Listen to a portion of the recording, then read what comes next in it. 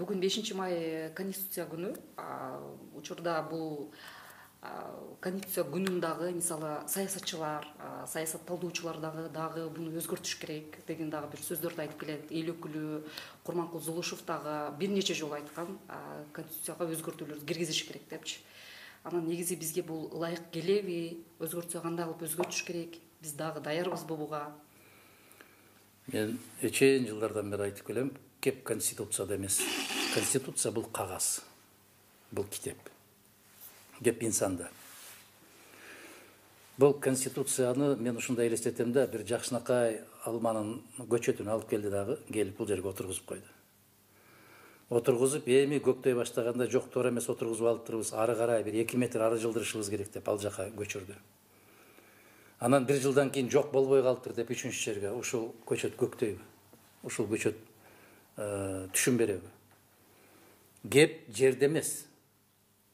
Жер ошол жер. Кеп багбанда. Уламдан улам башка жака көчүрүп отурган багбанда. Кеп инсанда, кеп кишиде. Мына биз 11-чи жолку конституциялык өзгөрүүгө баратабыз. Бул киши тандаганды билбей койдук деп көп айтам мен. Конституцияны карап, конституцияга таянып иштеген эч бир мамлекеттик орган жок. Конституцияны жоготуп алып деле жашап көрүптүрбүз, жоготуш жүрдү го конституцияны. Конституция эки гана учурда иштеп атат. Качан? Президент барып жалган ант ичкен учурда, инаугурация деп коет. Экинчиси кайрылуу жасаганда. Башка учурда конституция иштебейт. Анан конституция күнү деп өзүнчө бир майрам кылып алган. Мына азыр көчөдөн мен күндө жөө басам келатам. Бир кишинин көкүрөгүндө жок андай сезим. Жалган сезим, жалган майрам, жалган кандайдыр бир баалуулуктар менен жашап келатабыз. Дагы бир жолу баса белгилеп айтам. Кеп конституцияда эмес, кеп инсанда, кеп кишиде. Конституцияны мындай коюп, эгер адам өз ыйманына жараша, өз ушундай бир адамгерчилигине жараша иштей турган болсо, ал мамлекет дүркүрөп өсөт. Конституциясы жок өлкөлөрдө эле өсүп атат.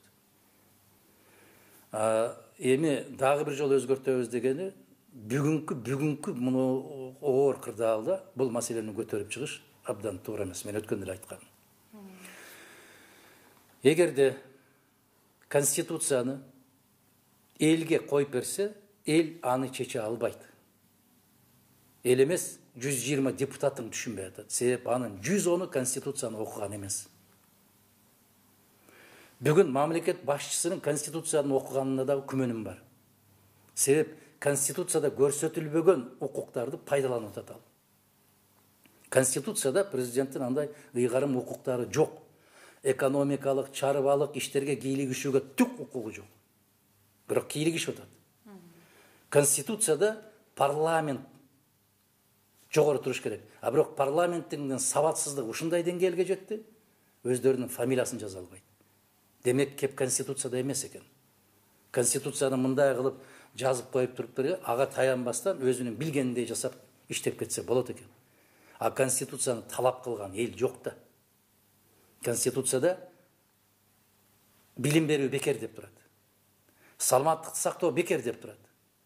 Кыргыз жараны Кыргызстандын айланасында ээн эркин басып жүрүүгө укуктуу деп атат. Ээн эркин басып жүрүүгө укугу барбы бүгүн? Жок. Билим берүү бекерби? Жок. Саламаттыкты сактоо бекерби? Жок. А эмнеге иштебеген нерселерди жазып алып эле кыйкыра бересиз? Биз ал кагазды өзгөртпөй, китепти өзгөртпөй, биз инсанды өзгөртүшүбүз керек. Инсандын ички дүйнөсүн өзгөртүшүбүз керек. Бүгүнкү түзүлгөн кырдаалдагы негизги маселе эчен жолу кайра кайталадым. Шаршем болуп деле калдым бул конституция боюнча айтып. 2010-жылы кабыл алып атканда айттым эле, бул конституция Кыргызстанды туңгуюкка алып барат. Алып келди.